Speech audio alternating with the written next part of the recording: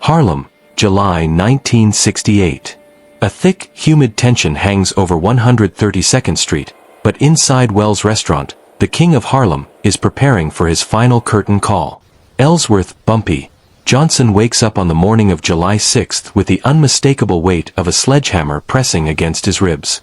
He knows his heart is a failing engine, yet he refuses to die in a sterile hospital bed. A man like Bumpy dies on his feet. Outside, a black Cadillac, a hearse in disguise, creeps through the neighborhood. Inside are three enforcers from the Genovese crime family, carrying a leather briefcase packed with $100,000 in crisp bills. They aren't there for war, they are there for a transaction. The Mafia wants to flood Harlem with heroin, turning a proud community into a graveyard of addiction. For 30 years, Bumpy has been the wall that kept the poison out, but the vultures believe a dying man's principles have a price tag. They offer him a choice, a quiet, wealthy retirement or a final, fatal stand. Bumpy looks at the briefcase, then at the streets he spent his life protecting, and prepares to deliver a message that money could never buy. If you believe that honor is worth more than a suitcase full of cash, hit the like button and subscribe to join our community of history seekers. The morning sun of July 6, 1968, did not bring relief to Bumpy Johnson, it brought the clarity of the end. Every breath he took felt like inhaling shards of hot glass as the chest pains he had ignored for weeks reached a terrifying crescendo. His wife, Mamie, watched him from the kitchen doorway with the intuitive, silent fear of a woman who had spent decades loving a man marked for death. She could see it in the way he gripped the edge of the dresser, the way his knuckles turned a ghostly white against the dark wood. She begged him to stay home, to rest, to let the world turn without him for just one day. She spoke of doctors and hospitals, of a quiet life in the suburbs away from the concrete heat of Harlem. But Bumpy was a man of ritual and, above all else, respect. To him, respect wasn't just how others saw you, it was how you saw yourself in the mirror. He meticulously straightened his silk tie and donned his finest tailored suit, ensuring every crease was sharp. He knew that if he stayed in bed, he was admitting defeat to his own body, and a king does not concede. He walked slowly but with purpose toward Wells Restaurant, a staple of Harlem culture where the air always smelled of fried chicken and jazz history. Taking his usual seat in the back corner, positioned so he could see the entire room, he ordered his standard breakfast of scrambled eggs and crispy bacon. He picked up the Amsterdam News, reading about the garbage workers' strike with a deliberate calm that masked the storm inside his chest. He wasn't just waiting for breakfast, he was waiting for the Genovese family. He knew they were coming to test his resolve while his body was at its weakest, sensing the blood in the water. As the restaurant door swung open and three men in expensive Italian suits stepped into the room, Bumpy didn't look up.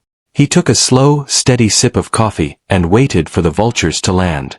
Tony Peels, a Genovese capo with the weary, cynical eyes of a career gambler, slid into the booth across from Bumpy. He was joined by Joey Surprise, a man known for his silence, and a cocky young soldier named Paulie Fortunato, whose eyes darted around the restaurant with predatory curiosity. Without a word of greeting, Joey placed a black leather briefcase on the table between the eggs and the coffee. The metallic click of the latches opening was the only sound in the suddenly silent restaurant. Inside were stacks of $100 bills, $100, 000 in untraceable cash. In 1968, this was more than a fortune. It was a passport to a new life. Tony leaned forward, his voice a honeyed rasp of false respect. He spoke of a changing world, where the old numbers rackets were drying up and the youth of Harlem were hungry for something stronger, heroin. Tony argued that the Mafia was going to bring the product in regardless, and it would be better for everyone if Bumpy was a partner rather than an obstacle. The offer was designed to be irresistible to a man who knew he was dying. Bumpy didn't have to move a single brick of product or risk a day in prison. He just had to stop blocking the flow and allow the Genovese trucks to roll through his territory. In exchange, he would receive 30% of all future heroin profits in Harlem, a payday that would ensure Mamie lived in unimaginable luxury for the rest of her life. Young Paulie, unable to contain his arrogance, chimed in that Bumpy was an old man who should take the money and enjoy his grandchildren while he still could. They saw a man with graying temples and a failing heart. They saw a relic they could buy and discard. But Bumpy didn't look at the money. He looked through Tony Peel's with eyes that had stared down killers for 30 years. He let the briefcase sit there, a silent testament to the Mafia's belief that every man's soul has a price tag. The silence at the table grew cold, the kind of heavy, oppressive cold that makes a man's marrow ache even in the July heat. Bumpy finally spoke, his voice quiet but carrying the resonant weight of history. He turned his gaze toward Polly, the young soldier who thought he was witnessing a legend fade away. Bumpy asked the boy his age, 25, and then began to weave a ghost story that made the young man's bravado evaporate. He transported the men back to 1935, to the office of Lucky Luciano, the man who had essentially invented the American Mafia. Bumpy recounted how he had walked into that office unarmed and told Luciano that he couldn't touch Harlem without Bumpy's permission. At the time, every boss in New York wanted Bumpy dead, yet he was still sitting here, 33 years later. He reminded Tony that Luciano, the great architect of the syndicate, was now in a grave in Italy, killed by the same heart disease currently clawing at Bumpy's chest. He noted with grim irony that their current boss, Vito Genovese, was rotting in a federal cell in Atlanta, his body also failing him. It was a masterclass in psychological warfare. Bumpy was reminding them that power is fleeting, but a man's name is eternal. He wasn't just an old man in a restaurant. He was the sole survivor of wars they were too young to even understand. He made it clear that while his heart might be stuttering, his memory was sharp, and he knew exactly what the Mafia's business proposition really represented, the destruction of his people. He had seen these same offers in the 20s and the 40s, and every time, he had slammed the door. He wasn't interested in being another name on a long list of men who sold their neighborhood for a comfortable seat at a table that didn't belong to them. Big Jack Turner stepped into the booth space, his massive hands flexing into granite fists. "What did you do to him?"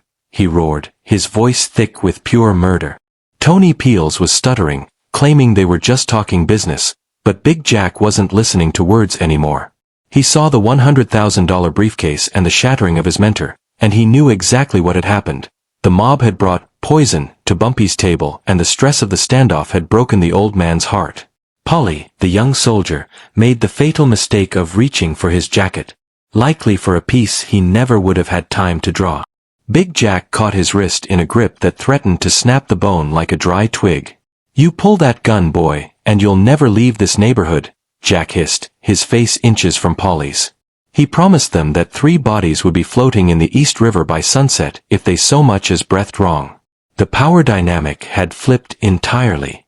The Genovese family might have had the numbers and the politicians in the rest of New York, but in this square block of Harlem, they were outnumbered and outgunned by an entire community that loved Bumpy Johnson like a father. They realized that if Bumpy died while they were still in the room, the crowd forming outside Wells would tear them apart before the police could even arrive.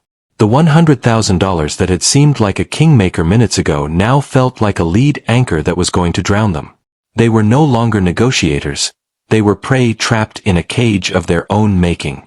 Big Jack stared them down, his eyes promising a level of violence that even the Mafia's most hardened hitters would fear. Through the agonizing gray fog of the heart attack, Bumpy managed to find one last sliver of strength. He looked at Big Jack and whispered the command that saved the mobsters' lives. "Let them go." Jack was furious, his face a mask of grief and rage. But even as he was dying, Bumpy's word was the only law that mattered. Bumpy didn't want them dead in a restaurant booth. He wanted them alive to carry the burden of their failure back to their bosses. He looked directly at Tony Peels, who was frozen with a terror he would never fully shake. "Tell them," Bumpy wheezed. "Tell them Harlem doesn't bow." Jack released Polly's wrist and stepped back, creating a narrow, tense path to the door. The 3 Italians didn't wait for a second invitation. Tony snatched the briefcase, now a symbol of his ultimate humiliation, and they practically tripped over each other running for the Cadillac. They burned rubber leaving the curb, fleeing not just from Big Jack, but from the collective, judging gaze of a neighborhood that knew they had tried to kill its spirit. They were running from the knowledge that they had offered a dying man the world, and he had looked at them with pity before choosing to die on his own terms. Behind them, the Cadillac's taillights faded into the Harlem traffic, leaving the neighborhood to deal with the passing of its king. Bumpy had won his final war. He had kept the briefcase closed, the gates of Harlem shut, and his soul intact. He had outmaneuvered the most powerful crime family in America with his final breath. At 8:52 a.m., surrounded by the people who had looked to him for protection for 3 decades, Bumpy Johnson's heart finally stopped beating. His last words weren't about power, money, or the rackets. They were a soft, genuine apology to his wife, Mamie, for missing the lunch they had planned. He died in his favorite booth, unbought and unbowed. 5 days later, the world saw what a man of the people truly looked like. Over 5,000 residents of Harlem lined the streets, a somber, silent procession that stretched for 6 blocks down 7th Avenue. They weren't there for a gangster. They were there for the man who had said no when everyone in the world expected him to say yes. The $100,000 briefcase allegedly remained a ghost in Tony Peel's basement for decades, untouched and unspent, a reminder of the day he met a man money couldn't buy. Eventually, it was whispered that the money was donated anonymously to the Schomburg Center, a final, ironic tribute to Bumpy's refusal. While the heroin epidemic would eventually scar Harlem in the years following his death, the memory of Bumpy's stand acted as a North Star for the community. He showed them that agency and principle were more valuable than survival. Today, his name is still spoken on Harlem stoops, not for the crimes he committed, but for the moment he chose to die standing up rather than live on his knees. He proved that even in a world defined by compromise and greed, honor still has a seat at the table. His legacy isn't the empire he built, but the poison he refused to let in. Would you have walked away from $100,000 to save your community? Tell us in the comments below, and don't forget to turn on notifications for more untold legends of Harlem. The ultimate lesson of this story is that your legacy is not defined by what you accumulate, but by what you refuse to sell. In his final hour, Bumpy Johnson was presented with the ultimate temptation, $100,000 in cash and a lifetime of security for his family. To a man who knew his heart was failing, this was the easy way out. But Bumpy understood a truth that many forget. Survival at the cost of your soul is just a slower form of death.